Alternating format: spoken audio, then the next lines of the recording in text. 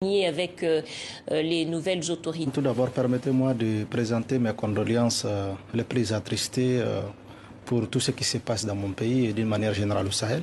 Et secondo, par rapport à ce qui s'est passé à Rome, ce n'est pas vraiment un accord. Je tiens à préciser que nous avons déjà un accord qu'on a signé en 2015 sous l'égide de l'Algérie, de la MINUSMA et de la médiation internationale. C'est cet accord-là qui vaut jusqu'à preuve du contraire. Ce que nous avons fait à Rome, c'était par rapport au cadre stratégique permanent, comme vous l'avez dit tout de suite, qui regroupe l'ensemble des groupes signataires des accords d'Alger du Nord. Et à un moment donné, il y avait des incompréhensions, des suspicions par rapport à ces cadres-là. Et le gouvernement aussi a émis le souhait éventuellement de participer à cette initiative-là qui a pour objectif de réconcilier les communautés, de ramener la sécurité et bien évidemment de conjuguer nos efforts dans le cadre de la mise en œuvre de l'accord. Donc à Rome, c'est autour du cadre stratégique permanent que nous avons discuté et je pense que les incompréhensions qui sont suscitées... De quel ordre, de quel type? Quels sont les points précis sur lesquels vous avez souhaité vous entendre? Par exemple, par rapport aux objectifs même du CSP, il y a eu une contre-campagne qui a été orchestrée par des gens, moi je dirais de très mauvaise volonté, qui ont voulu interpréter le cadre stratégique permanent comme quelque chose qui est parallèle à l'accord d'Alger ou qui a des objectifs non connus. Et nous avons clairement expliqué aux uns et aux autres que le CSP, c'est pour la réconciliation, c'est pour la sécurité et c'est pour la mise en œuvre de l'accord, pour la paix et la réconciliation. Est-ce que vous avez pris des engagements? Est-ce que les nouvelles autorités maliennes ont pris des engagements à Rome? Je dirais tout simplement que les incompréhensions ont été levées. Et que, lesquelles?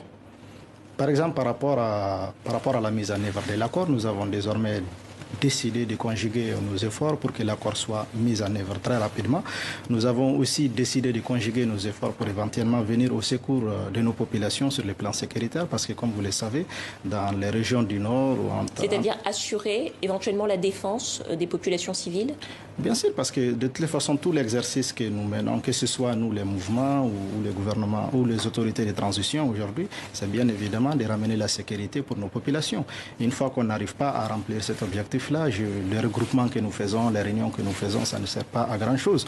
Aujourd'hui, l'aspiration fondamentale et élémentaire de nos populations, c'est que la paix et la sécurité puissent revenir. Et je pense que c'est autour de cela que le gouvernement de transition et les CSP se sont retrouvés éventuellement pour conjuguer leurs efforts. Est-ce que vous faites davantage confiance aux nouvelles autorités maliennes pour restaurer l'unité nationale malienne que peut-être les précédentes? Ce qui est très important à comprendre d'abord, c'est d'accepter les faits accomplis que ce sont ces autorités-là aujourd'hui qui sont à la tête du pays. Et nous, les mouvements signataires de l'accord de paix d'Alger, nous faisons aussi partie de ces autorités-là parce que nous avons des représentants au sein du gouvernement, nous sommes représentés au sein du Conseil national de transition et au quotidien, nous travaillons avec ces autorités-là pour éventuellement essayer de relever les défis qui sont très énorme. C'est sûr qu'aujourd'hui, ce qui se passe au Mali, à nous seuls, on ne pourra pas régler les problèmes à 100%.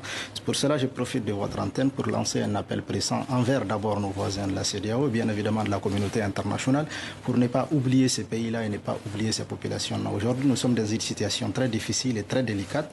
Nous avons besoin de l'accompagnement et du soutien de tout le monde. Et c'est aujourd'hui ces messages-là que nous essayons avec nos autorités qui sont à Bamako de faire passer un peu partout où nous passons. Ces derniers jours, la relation s'est considérablement détériorée entre la France et le Mali, sur fond de présence des mercenaires russes sur le sol malien. Est-ce que vous considérez qu'il faut tout faire pour que Paris reste le premier allié du Mali dans la lutte contre les djihadistes? Vous savez, les brouilles diplomatiques, ça a toujours existé entre les pays, mais on arrive toujours à les transcender. Aujourd'hui, notre souhait, c'est que nos autorités puissent renouer de très bonnes relations avec tout le monde, leurs voisins, les puissances telles que la France, les États-Unis, la Russie ou d'autres. Aujourd'hui, nous n'avons pas le droit de faire des choix, mais nous avons le devoir aujourd'hui de trouver les réponses adéquates pour mais la Russie peut être un partenaire adéquat pour le Mali? Que ce soit là, bon, vous savez, cette histoire de Russie, moi je trouve qu'on fait trop de publicité là-dessus parce qu'il ne faut pas oublier quand même que le Mali a toujours eu un partenariat historique avec la Russie avant. Et les relations aussi que nous avons avec la France, c'est connu. Moi je dirais aujourd'hui, on a besoin de tout le monde parce que nous sommes dans des problèmes et ces problèmes-là, pour les surmonter, on a besoin de l'aide des uns et des autres. Moussa Ag Asharatouman, porte-parole du cadre stratégique permanent.